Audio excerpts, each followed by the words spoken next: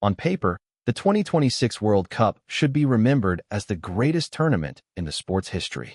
48 teams, 16 host cities across 3 countries, record-breaking television numbers. Fox Sports executives openly bragging that ratings blew past every internal projection. But ask the average fan who tried to actually buy a ticket, and you'll hear a very different story. One involving lawsuits, subpoenas, a European Commission complaint, and a German court that basically told FIFA to change its business practices or face jail time for its executives. This is the story of how FIFA's ticketing operation became the tournament's biggest scandal, and why, even with the trophy already lifted, the problem is only getting worse. When FIFA expanded the World Cup to 48 teams and handed the hosting rights to the United States, Canada, and Mexico, the pitch was simple. This would be the most accessible World Cup ever. More matches, more cities, more chances for ordinary fans to see their teams play. That's not how it played out. Ticket prices for group stage matches started around $60 for a limited allocation, but for most fans, prices climbed past $600 before the tournament even kicked off.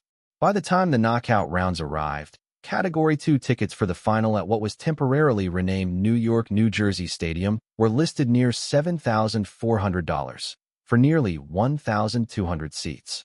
On the resale market, some final tickets reportedly touched $2 million apiece. FIFA's response, delivered by President Gianni Infantino, was essentially a shrug toward market forces. He pointed to legal frameworks in the United States that permit uncapped ticket resale and argued the organization was simply taking advantage of the system it was handed. Fans were not amused, and neither, it turned out, were state governments that in late May, New York Attorney General Letitia James and New Jersey Attorney General Jennifer Davenport jointly subpoenaed FIFA.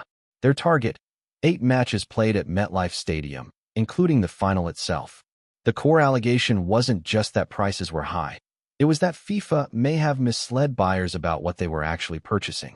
Fans reported paying for seats in one category, only to have their assigned locations quietly shifted after new ticketing zones were added post-purchase. In plain terms, you bought a good seat, and by the time the seating chart was finalized, your seat wasn't nearly as good. Davenport didn't mince words in her public statement, accusing FIFA of turning ticket sales into a maze of confusion and inflated costs. James echoed the sentiment, arguing that fans deserve transparency and a fair shot at tickets in their own backyard. FIFA wasn't just facing American regulators, either. Across the Atlantic, Football Supporters Europe and the consumer group Euroconsumers filed a formal complaint with the European Commission, accusing FIFA of abusing a monopoly position to impose excessive prices and opaque purchasing terms on fans throughout Europe. And in Germany, a Frankfurt court didn't stop at strongly worded statements. It issued a preliminary injunction ordering FIFA to change its ticketing practices ahead of the final, backed by threats of fines up to roughly $287,000 per violation, or even potential imprisonment for responsible individuals. That's about as serious as legal pressure gets for a sporting body that's used to operating largely outside anyone's jurisdiction. If regulators circling FIFA wasn't bad enough, private lawsuits started stacking up almost as fast as the goals on the pitch. In Washington, D.C., a class action was filed against FIFA's U.S. ticketing subsidiary, alleging deceptive trade practices tied to so-called Category 1 tickets. The claim, FIFA's seating charts made buyers believe they had a real shot at prime midfield seats, when in reality those locations had already been quietly set aside for corporate partners, VIPs, and hospitality packages. One plaintiff described paying over $1,600 for 2 tickets to a knockout match in Philadelphia, only to be assigned seats tucked into a stadium corner when the actual seat map dropped months later. Then there's the ghost ticket problem. Multiple fans, some of whom traveled internationally, showed up to matches only to discover their tickets, purchased through resale platforms, simply didn't exist. That triggered a class action lawsuit against StubHub, accusing the resale giant of selling tickets it wasn't authorized to transfer and failing to honor its own buyer protection guarantee when things went wrong. FIFA itself later chalked some of the chaos up to what it called poor digital infrastructure, which is a polite way of saying the system buckled under demand it should have anticipated. Layer on top of that a lawsuit specifically targeting excessive final match pricing, plus ongoing subpoena compliance with 2 state attorneys general, and you start to see the shape of the problem. This isn't one controversy. It's a stack of them, each reinforcing the narrative that FIFA treated its ticketing system as a profit center first and a fan experience second. Ticket prices weren't FIFA's only headache. Immigration policy collided directly with the tournament when a Somali referee, Omar Abdulkader Artan, was denied entry to the United States despite holding a valid visa. Fallout from a broader U.S. travel ban covering citizens of a dozen countries, several of which had teams competing in the tournament itself. Then there was the political interference question.